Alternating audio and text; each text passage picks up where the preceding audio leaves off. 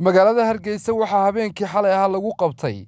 munaasabad lagu abaalmarinayay isla markaana lagu dhiirigelinayay hablaha kubadda cagta. Munaasabadan ay soo qaban qaabiyeen dalada isku xidhka ee Nagaad. Ugu horreyn waxaa halkaasi ka hadlay agaasimaha guud ee dalada Nagaad Nafisa Yuusuf Maxamed iyo waliba sidoo kale mas'uuliyiin kale oo ka soo qayb galay munaasabadaasi. waxa uu daaran yahay sidii aynu u dhiirigelin lahayn gabdhaha iyo ciyaartooda hadday tahay fitnesska kale iyo hadday tahay sportskaba runtii waa waxay kala siman yihiin inamada jirkooduna uu u baahan yahay runtiina waxay ahayd waqti dheer markii fikirkan uu Nagaad ku dhashay oo waxaanu 2006 waxa la bilaabay in inamada u ciyaaraya basketballka ciyaara inay ku ciyaari jireen magaca Nagaad dhalinyaro kala hadana iyaguna oo inama ah baa ku ciyaari jiray kubadda cagta xafiiska Nagaad hadaa timaadaan waxa yaala koobo badan oo ay guul ka soo hooyeen dhalinyarada inamada ah caqabado badan baa iska jiray oo gabdhaha ku gadaana oo ay soo mareen oo runtii aad isu daba socday maanta alxamdulillah waxaynu fadhinaa iyaga oo ay gabdhihii tiimamkaas oo tirada I think inay 5 kooxood oo kubadda cagta ah ay gabdha ah maanta ay jiraan ay ugu horeyso kooxda ubax iyo udug runtii waa wax dee caqabad kasta ha iska timaade ee maanta lagu faani karo anaguna ka haween ahaan farxad iyo dhiirigelinba way noo tahay caawa kulankan aynu isugu nimi gabdhaha kubadda cagta waliba labada kooxood waxa ay kulankii ugu dambeeyay ku ciyaarayeen 16 days activism-kii bay Nagaad u ciyaarayeen labadan kooxood laba kooxood oo runtii ciyaar fiican muujiyay stadium Hargeysa ku ciyaarayay ubax iyo udug waxaan aad ugu faraxsanahay inaan caawa joogo madal lagu guddoonsiinayo abaalmarin laba team oo ka tirsan xarunta ubax marka xarunta aan yar dib istaago run ahaantii waxaan aad ugu faraxsanahay inay noqotay amuun siiba agaasimaha xaruntaasi ama guddoomiyaha xaruntaasi inantii kubadda cagta kaga dhabaysay in maaragtay ay hablo ciyaaraan aad baan u faraxsanahay waan soo dhaweynayaa sidoo kale ay samaysay ku dhiirasho anigu waqtigii aan bilaabay runtii waqti adag bay ahayd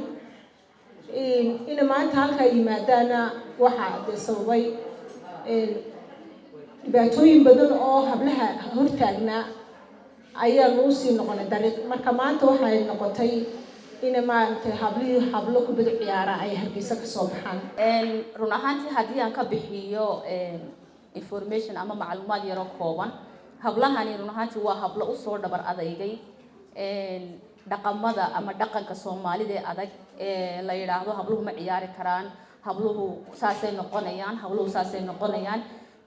waxaasoo cadaadisana ka soo dhaga adeegay run ahaantii u dhaga adeegay ama u mayal adeegay inay soo gaaraan rajadoodan ah inay noqdaan hablo ciyaartooy run ahaantii in ognahay ciyaaruhu caafimaad mooyaane horta wax dhibaato ah male xaruntuna ama xarunta ubaxna waxay muddada ay jirtay ku dadaali jirtay in aanay hablahaasi wax dhaqanka iyo diinta ka baxsan toona aan lagu qabsan taasina waxay noqotay alxamdulillah rajo aanu kama dhalinay haddaanu nahay dhammaan hawlooda ilaasha xarunta ubax iyo hablaha ciyaare laftigoodu nagula kala garab galay in aan waxyaabo dhaqan xumo aanay marnaba xarunta ka bixin intaa waxaan ku darayaa mahadnaqayno xiriirka kubadda cagta run ahaantii iyagu laftigoodu qayb weyn ka qaatay inay hablahaasi awoodahooga ciyaareed ee lugaha ay ka madhadhaliyaan aanay tusaan bulshooyinka Somaliland inay habluhu iyagoo cis iyo sharaftooda leh dhaqankoodana watay inay ciyaari karaan taasna ay dhabeeyeen marka saddexaad waxaan u mahadnaqayaa aasaasiga xaruntan oo ahayd walaashayga weyn Nasraadin Ismaaciil oo iyada la'aanteed maanta waxaasoo dhan yari aanay rajadoodaasi aanay ka dhabeeyeen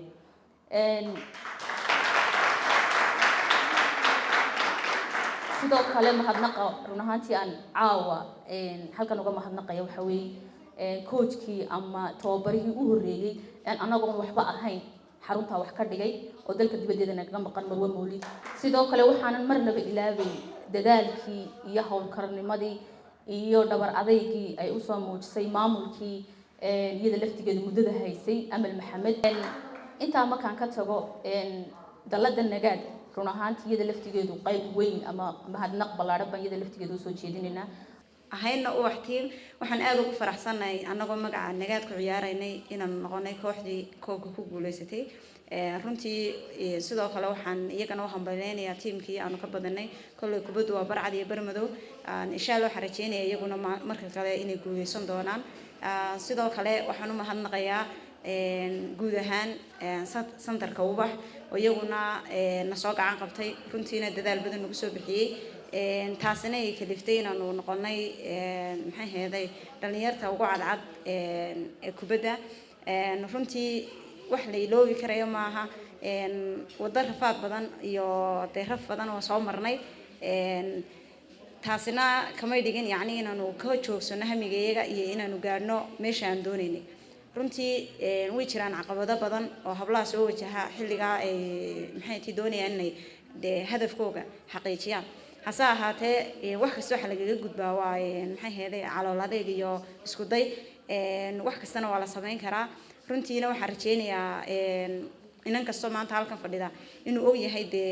maxay tahay waalidkeed taasina waa shay kaliya inuu horumarka ku gaarnay waxaan uga mahad celinaynaa oo mar kasta nagu dhiirigelisa inaan xitaa waalidka santarka keeno Amuun Aadan Ismaaciil runtii waxaan ku leenahay maama hambaliyo gabagabadii waxa munaasabada lagu abaalmariyay kooxihii ku guuleystay koobkaasi Cabdiraxmaan British wararka Cable TV Hargeysa المنتخب الاسباني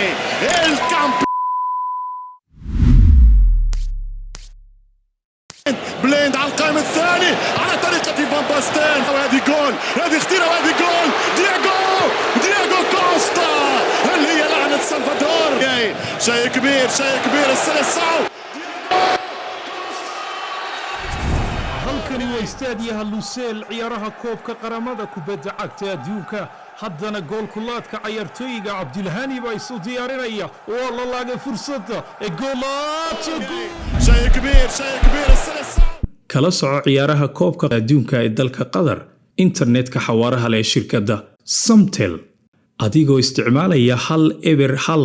Samtel caalami